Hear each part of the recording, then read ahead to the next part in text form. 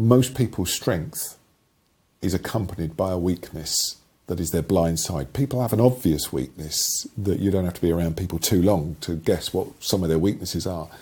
But everybody has got a second weakness, which is the hidden side of their strength. It's when their strength is inappropriately applied. And they can't see it because it's their strength. And they can't see they're getting it wrong.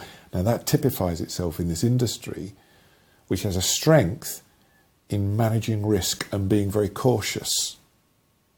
The difficulty of the industry is therefore it can't imagine what change and doing things differently in its communications, and it's a very staid industry and it's a very safe industry because the risk that it quite rightly applies to its investment, its trust deed and rules, the fiduciary matters that it has to deal with, that detail, that caution gets inappropriately applied to the area of communication. So companies are very cautious about trying new things and experimenting when actually they can. We will make sure that the content is absolutely rigorous and tight.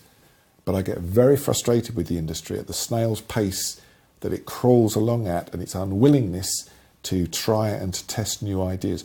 That's one of the reasons why for years now I've taken the stance that we will invest in things that nobody's going to pay for, but we will invent new, not stereotype, what's the word I'm looking for?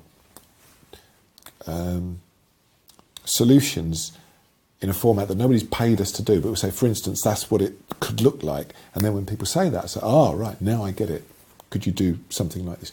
So I think we've just got to continue to buck the trend, push the boundaries, do imaginative work, and trust that people, and it will change because the retail organisations, the financial institutions are far more marketing savvy than the average occupational pension scheme.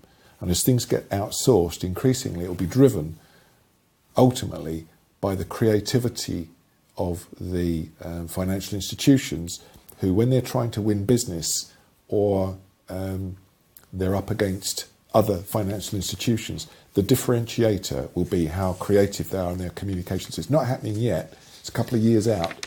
But when it comes, I want to be there. I want to be ready. And it's so obvious we're the people you should deal with.